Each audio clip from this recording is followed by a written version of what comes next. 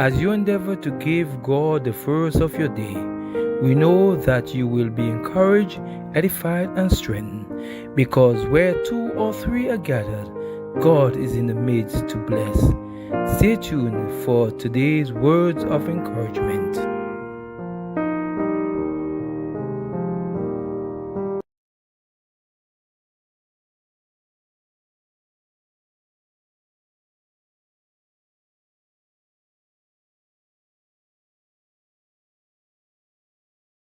Of morning devotion.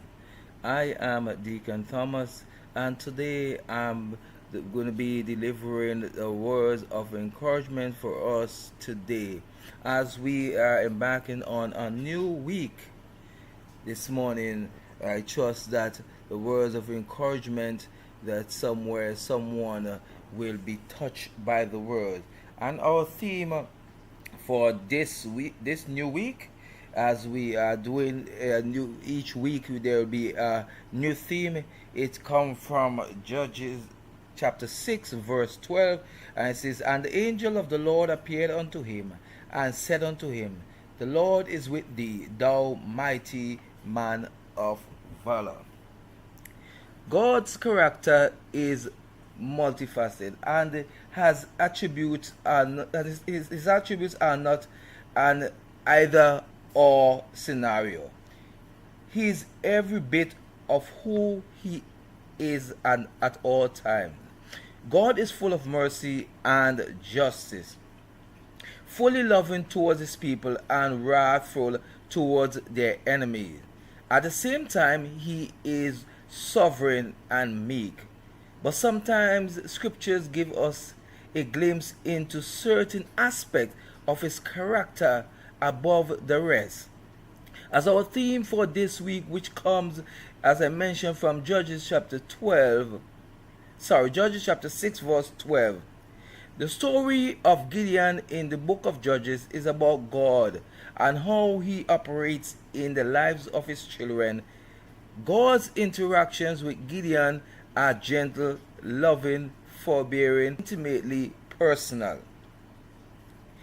When God called Gideon to be Israel's next judge and deliverer, God greets Gideon as a mighty man of valor.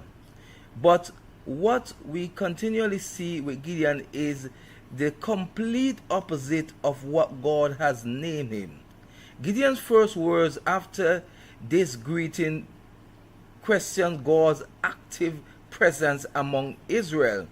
He doubts God's plan and believes God has forsaken them.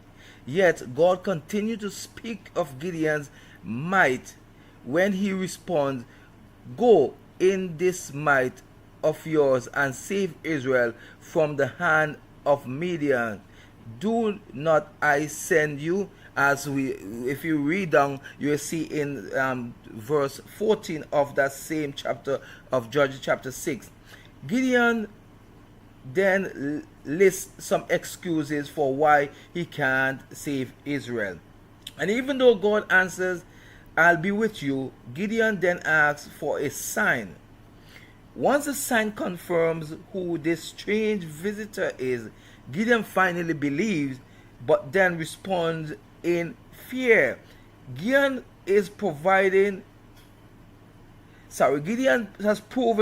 to be a man of weak faith who doesn't believe in God's power to save. So how does God deal with such unbelief? God didn't call Gideon a mighty man of valor because he saw the character trait of him from the beginning. God who calls a mighty man of valor because of who God is. God had plans to make Gideon a mighty man of valor.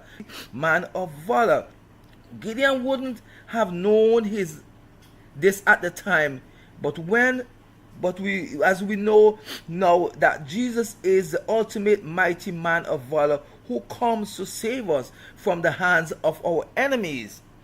Know that God is in it with his children for the long haul. God does not always rebuke his children. He knows we are only made from dust. He knows we are human, created matter, weak and full of sin. He is intimately acquainted with our personal flaws and weaknesses and meets us there. How God interacts with Gideon, God is patient with him because he know he is. So God is patient with Gideon's failure and weaknesses. He gave him the sign he asked for, and even one he didn't even ask for. But God shows himself here as the comforter of the fearful, the uplifter of the weak, and the encourager of the failed sinner.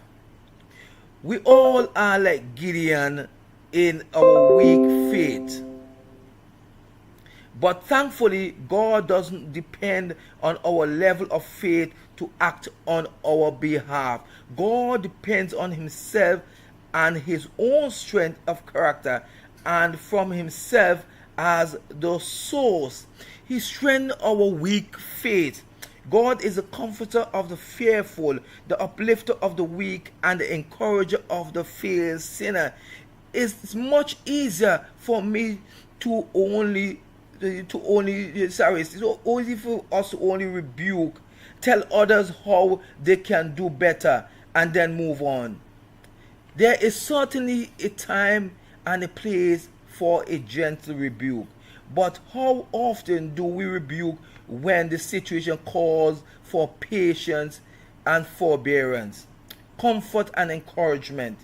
Sinners need rebuke in certain situations, but we also need comfort and encouragement in the midst of repeated failure and besetting weaknesses. If a perfect, holy God does this, how much more should one sinner do this with another? There is only one mighty man of valor. He became dust like us, but he never failed. Instead, he accomplished all that do on our behalf. Because of him, we are saved from our enemies, and because of him, we're being transformed into mighty men and women of valor. Today, my brothers and sisters, I want you to understand that this scripture speaks so much of us as children of God, because there are many times when we are called to do certain things, when we are called by God to do certain things, we go out there fearfully, not really remembering who the God we serve, not remembering the one who sent us there to do such a task, right?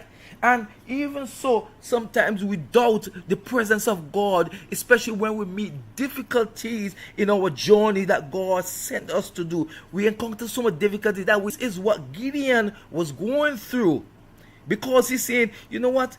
If the God who Israel served caused them to be defeated, how could I, one person that you will be with me always, how could I do it? And you could not save Israel, because they were defeated by the Midianites. So Gideon was in fear. However, he still go about doing what God asked him to do. He even asked God to show him, signs. And he showed him more than signs. And many times we see a lot of signs where God has shown us, and yet we fail to believe. We fail to put our trust in him. We fail to acknowledge that he said that he will be with us always.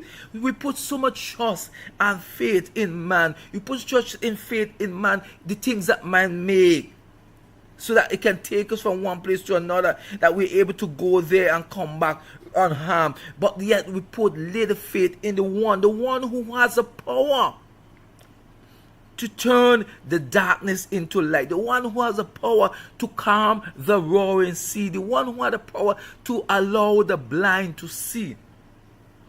And many times we go through this situation like Gideon. But my brothers and sisters, I want you to let you know today that there is no need to fear.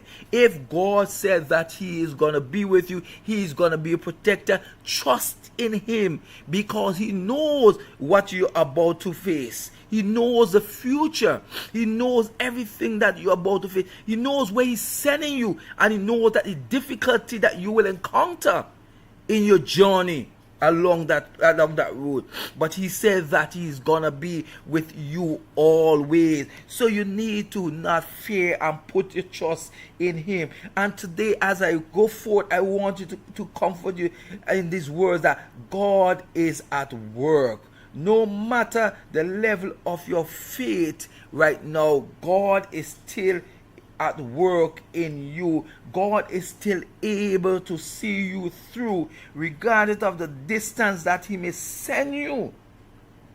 Know that He is gonna make a way for you, His children. Know that He's gonna make a way. And so if He tell you to go down the road, but yet, when you go down the road, you have to pass through, the area where the gangs are, and you're fearful because, they might kill me. But if God said to go down there, you have to go. And if we don't disobey, we can sometimes end up like Job.